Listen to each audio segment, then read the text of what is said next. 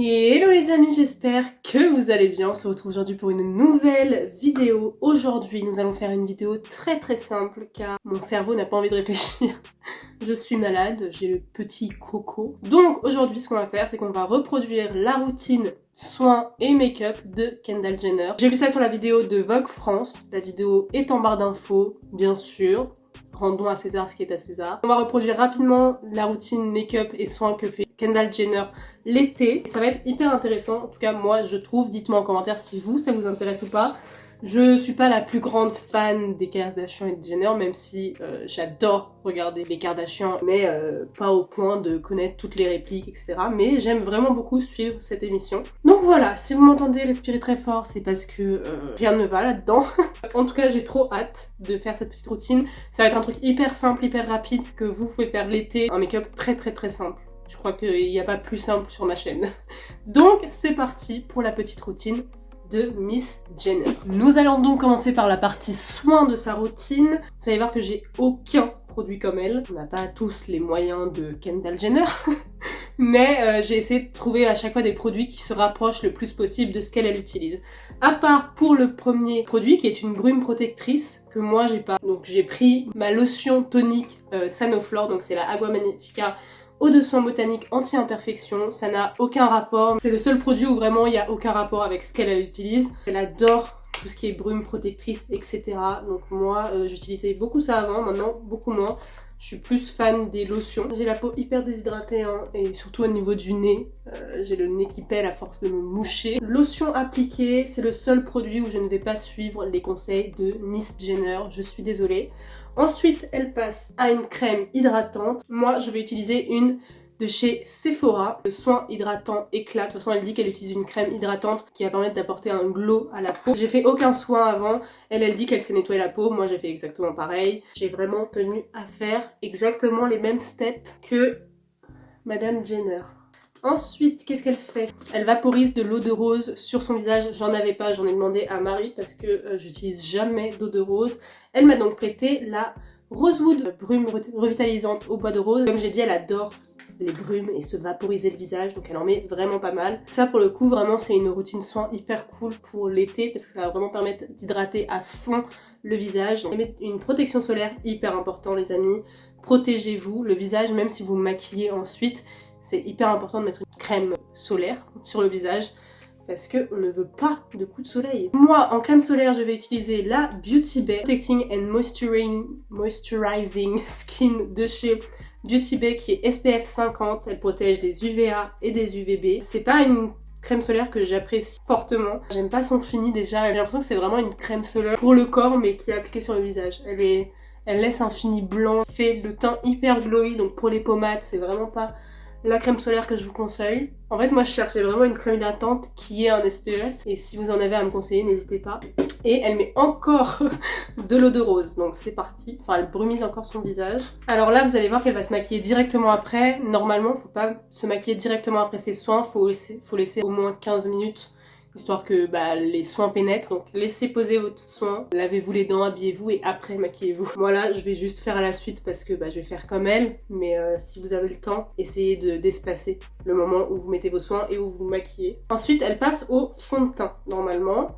Donc elle utilise un Giorgio Armani, moi j'ai un fond de teint Giorgio Armani, mais il est hyper couvrant. Et elle dit qu'elle utilise un fond de teint hyper léger, mais qui est mat. Pour ça j'ai choisi le fond de teint que vous n'avez toujours pas vu sur ma chaîne, c'est le True Match de chez L'Oréal. Un fond de teint qui va permettre d'hydrater la peau, des pigments ultra fins, une couvrance hyper naturelle, donc c'est vraiment, je pense, un peu les mêmes finis. Il est pas mat par contre, elle le met avec ses mains. Donc je déteste mettre de fond de teint encore.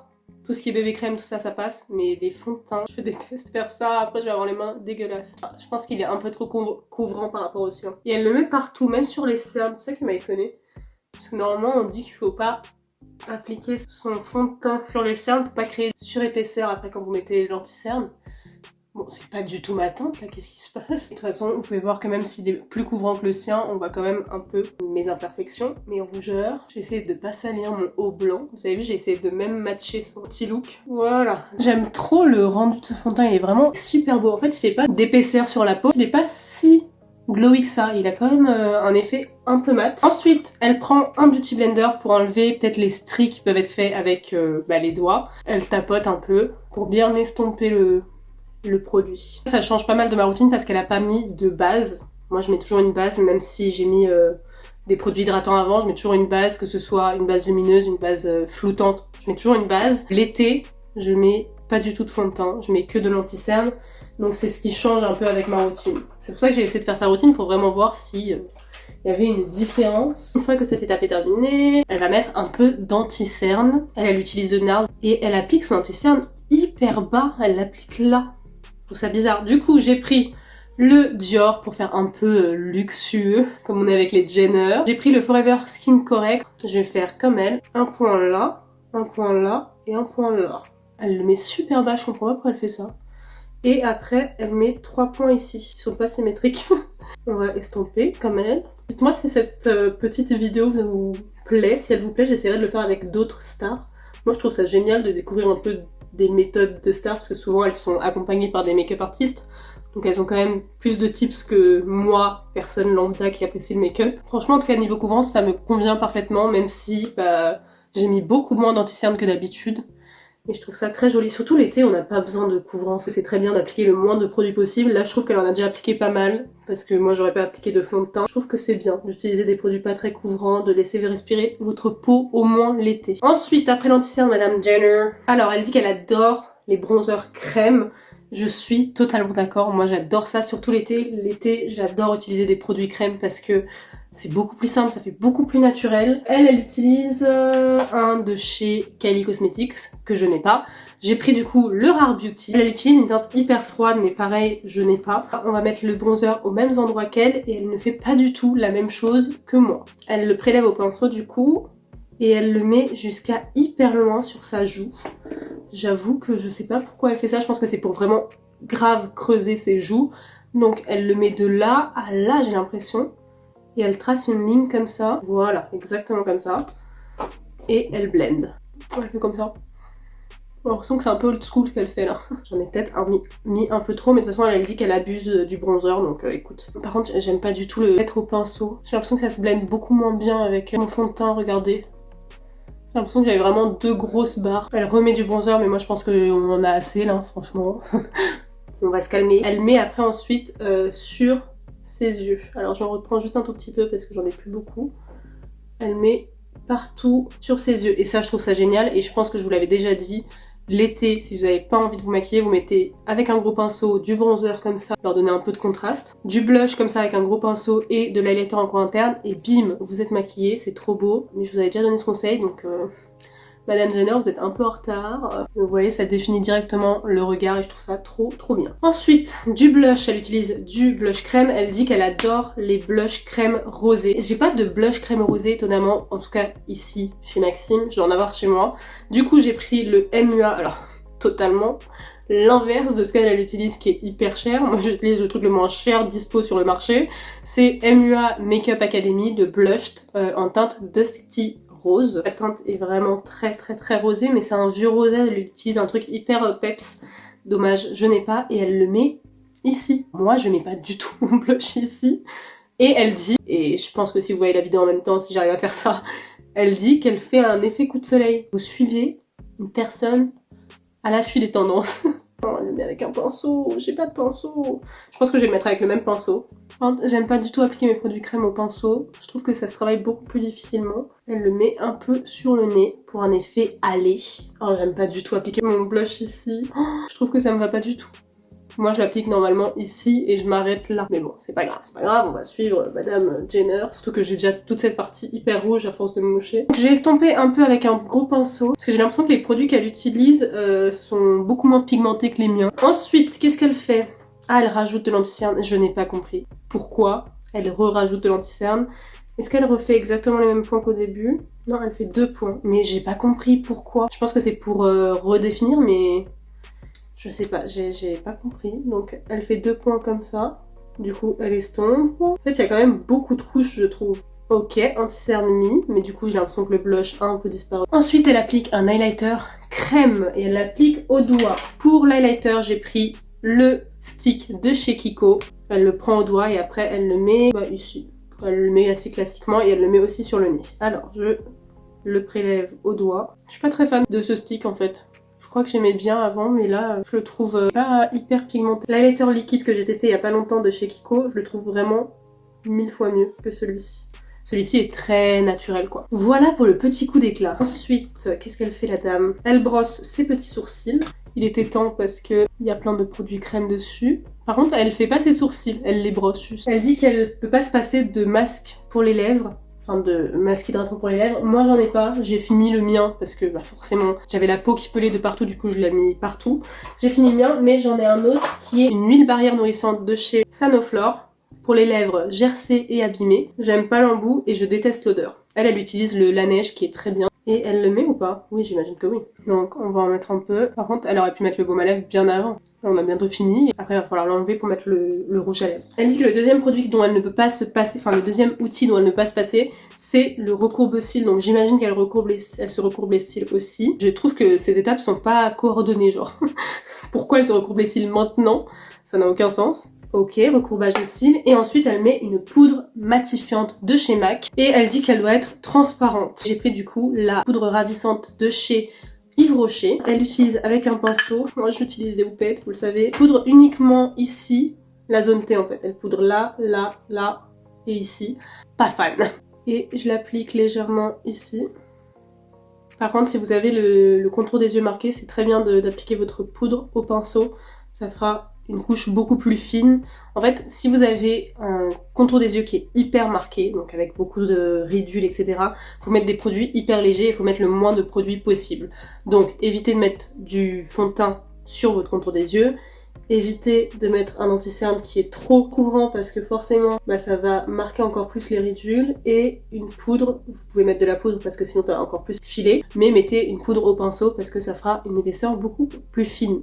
Elle en met sur le nez, sur le menton comme ça. Ça pour le coup, moi l'été je poudre tout parce que avec la chaleur etc. Après ça dépend de votre type de peau, je sais pas quel type de peau elle a. Mais avec la chaleur, tout bouge si je poudre pas. Et pourtant j'ai pas une peau grasse mais c'est juste la chaleur. Maintenant, elle va appliquer la même chose. Donc ce qu'elle a appliqué en produit crème, elle va l'appliquer en produit poudre.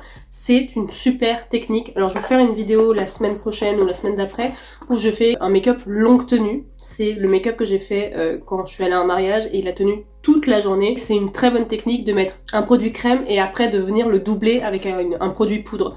Parce que au pire, si la poudre part, il y a le produit crème en dessous. Donc c'est une très très bonne technique et je trouve ça très bien pour l'été pour un effet longue tenue. Moi j'ai choisi de prendre la poudre bronzante Soft Radiance Bronzing Powder en teinte Tan Light de chez Glowish. Et d'ailleurs vous avez remarqué qu'elle a mis du bronzer uniquement ici. Ce qui est totalement différent de ce que je fais. Normalement moi je le mets ici, ici. Elle a pas de double menton à cacher la dame donc forcément elle en met pas là.